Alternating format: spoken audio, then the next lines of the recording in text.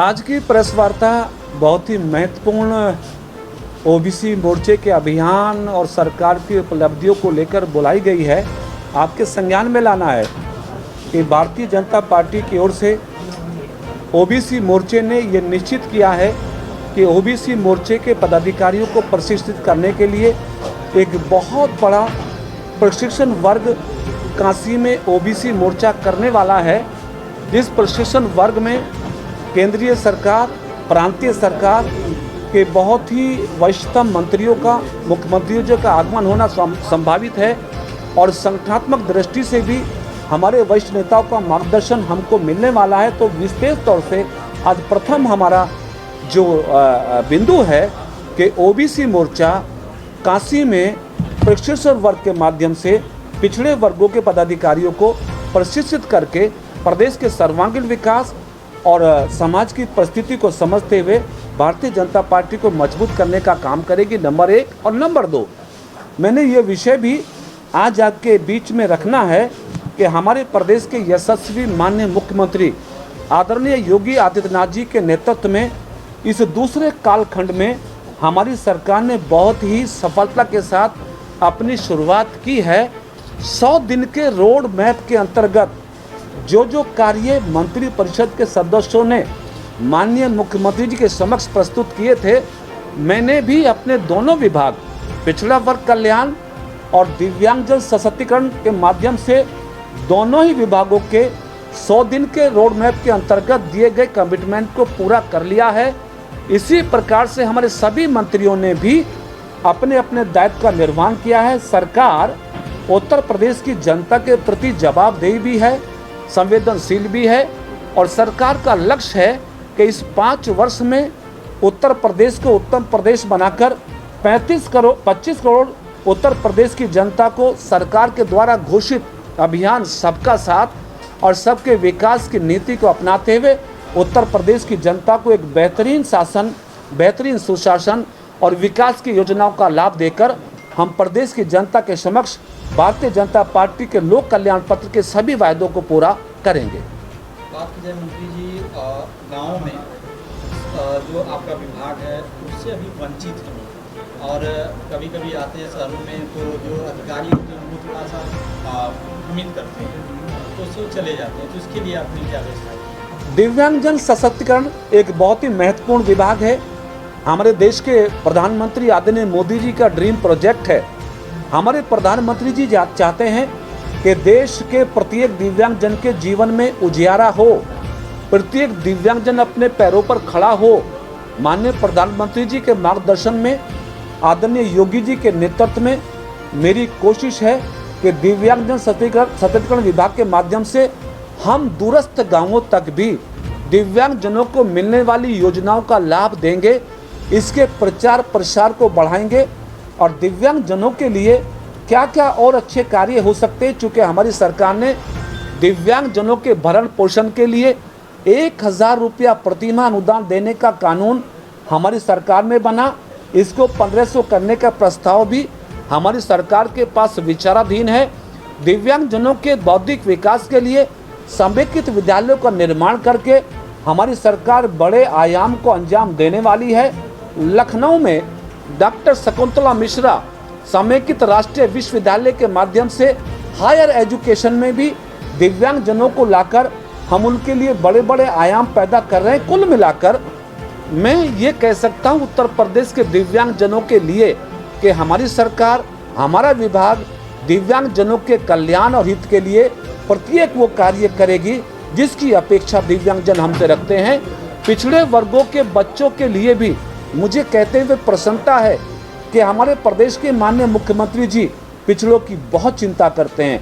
22 हम जैसे विधायकों को उन्होंने अपने कैबिनेट में स्थान देकर 41% मंत्रिमंडल में स्थान दिया है।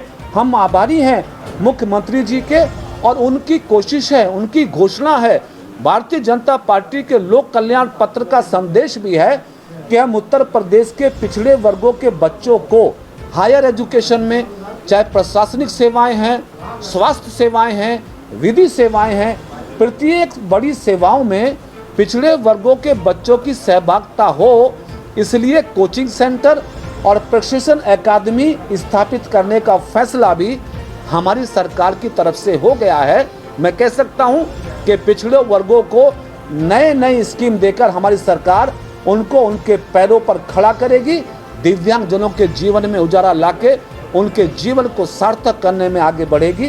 तो ये मेरी सूचना है। आपका अभियान जो शुरू होगा बनारस से, उसमें कौन-कौन लोग मतलब शामिल होंगे? और चूँकि आज ही इस प्रशिक्षण वर्ग पे निर्णय लिया गया है, पार्टी मुख्यालय पर बैठक बुलाई गई है, लेकिन हमारे सब साथियों की ये इच्छा है कि इस कार्यक्रम में हमारे प्रदेश के मुख्यमंत्री जी का भी आगमन हो, और सबकी इच्छा तो यहाँ तक भी हो रही है, क्योंकि हमारे सांसद यहाँ से माननीय प्रधानमंत्री जी हैं, तो प्रधानमंत्री जी से भी आग्रह हम लोग करेंगे, और केंद्रीय मंत्री भी आएंगे, प्रदेश के मंत्री भी आएंगे, बड़े नेताओं का आगमन होगा। लेकिन कौन कौन आएंगे, किस किस की सहमति होगी, इसकी सूचना मैं आपको बाद में सहमति मिल जाने के बाद दे दूंगा। मंत्री जी, अगर बात की जाए तो 100 दिन का आप रिपोर्ट कार्ड पेश कर रहे हैं, लेकिन लगातार विपक्ष भी इस पे सवाल उठा रहा है, इस पे क्या कहना है?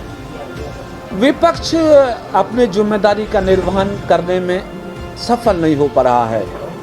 वो जानते हैं कि पिछले 5 साल का आदरणीय योगी जी का कार्यकाल उत्तर प्रदेश के राजनीतिक इतिहास में बहुत सफल कार्यकाल रहा है, जिस कार्यकाल में उत्तर प्रदेश की कानून व्यवस्था बेहतर हुई, एक भी दंगा नहीं हुआ, सड़कों का निर्माण हुआ, बिजली का प्रबंधन अच्छा हुआ, बेरोजगारी दर 18% से घट के 2.7 रह गई। इससे बड़ा परिणाम और प्रदेश की सरकार क्या दे सकती है?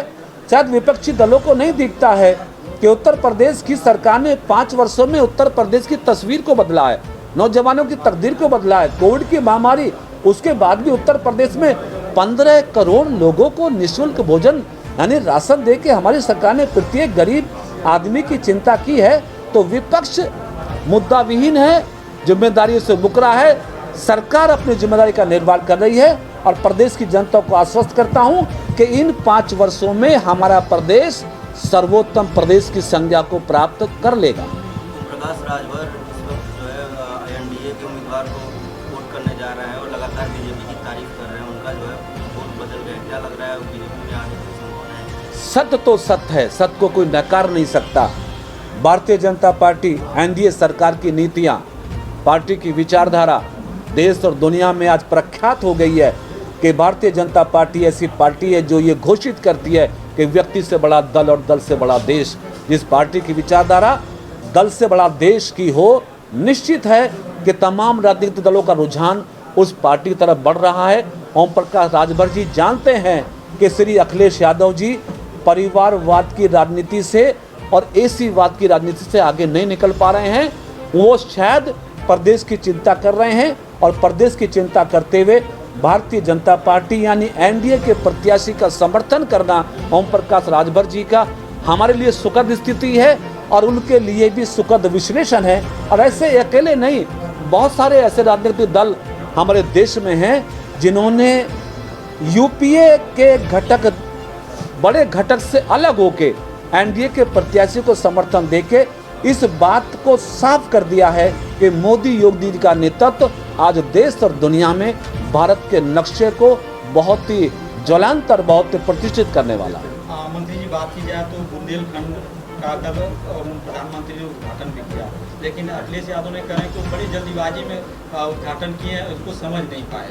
अखिलेश जी चाहते हैं कि ये योजना 10-10, 5-5 साल चलें, ठेकेदार बदले जाएं, कमीशन घटता बढ़ता रहे।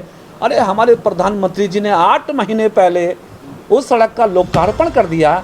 श्री अखिलेश यादव जी को बधाई देनी चाहिए थी, धन्यवाद करना चाहिए था कि एक ऐसी सरकार प्रदेश में आई है जो समय से पूर्व कार्य करने की क्षमता रखती है। तो श्री अखिलेश यादव जी का ये कहना कि जल्दबाजी में हुआ, जल्दी काम करना अच्छा है कि देर से काम करना अच्छा है, प्रदेश की जनता समझ रही है। आजमगढ़ के लोग समझ गए, रामपुर के लोग समझ गए, 80 में से 80 जीतने का एक लोगों में बात शुरू हो गई है, तो सबको समझ में और आने वाले समय में आ जाएगा।